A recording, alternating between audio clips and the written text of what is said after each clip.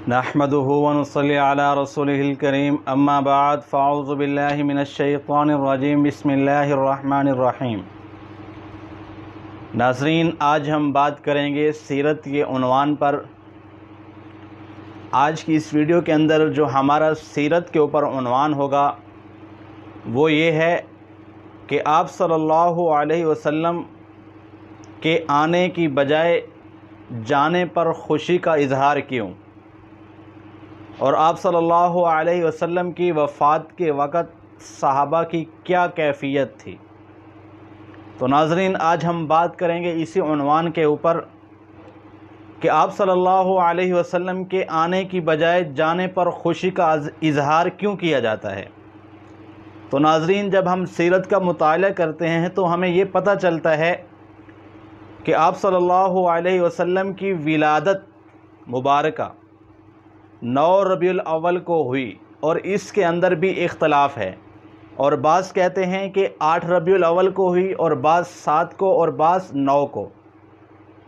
تو اس کے اندر اختلاف ہے، لیکن بالاتفاق اسی میں ہے کہ آپ صلی اللہ علیہ وسلم کی جو وفات ہے وہ 12 ربیع الاول کو ہوئی۔ تو ناظرین، جب ہم دیکھتے ہیں کہ آپ صلی اللہ علیہ وسلم کی ولادت پر ہم کوئی بھی خوشی کا اظہار نہیں کرتے، حالانکہ ہمیں تو آپ صلی اللہ علیہ وسلم کی ولادت پر خوشی کا اظہار کرنا چاہیے، ہمیں خوش ہونا چاہیے، ہمیں آپ صلی اللہ علیہ وسلم کی سیرت کو اپنانا چاہیے، ہمیں آپ صلی اللہ علیہ وسلم پر درود بھیجنا چاہیے۔ لیکن ہمارے ہاں اتنی منافقت بڑھ چکی ہے، ہمارے ہاں اتنی بے حسی ہو چکی ہے کہ ہمیں آپ صلی اللہ علیہ وسلم کی سیرت کا پتہ نہیں کہ آپ صلی اللہ علیہ وسلم کب پیدا ہوئے تھے، کب دنیا کے اندر تشریف لائے تھے، اور کب اس دنیا سے رخصت ہوئے تھے۔ تو ناظرین، آپ صلی اللہ علیہ وسلم کی جو وفات ہوئی وہ 12 ربیع الاول کو ہوئی، لیکن ہم اسی دن خوشیاں مناتے ہیں۔ یہ آپ صلی اللہ علیہ وسلم کے ساتھ عشق رسول، ہم اس چیز کا عشق کا دعویٰ نہیں کر سکتے، یہ آپ صلی اللہ علیہ وسلم کے ساتھ محبت کا اظہار نہیں ہے، بلکہ یہ ایک کھلم کھلا منافقت ہے۔ تو ناظرین، جب آپ صلی اللہ علیہ وسلم کی وفات ہوئی، جب آپ صلی اللہ علیہ وسلم اس دنیا سے جانے لگے، اس وقت صحابہ کی کیا حالت تھی۔ فرماتے ہیں کہ جب آپ صلی اللہ علیہ وسلم کی وفات کا اعلان مدینہ کی گلیوں کے اندر ہوا، حضرت ابو الکلام آزاد رحمہ اللہ فرماتے ہیں کہ میں نے دیکھا کہ جب مدینہ کی گلیوں کے اندر آپ صلی اللہ علیہ وسلم کی وفات کا اعلان ہوا، جو کھڑا تھا وہ وہیں پر کھڑا رہ گیا، اور جو بیٹھا تھا وہ اسی جگہ بیٹھا رہا۔ صحابہ پر قیامت ٹوٹ پڑی،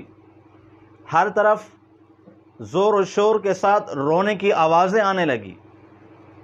اور حضرت صدیق اکبر فرماتے ہیں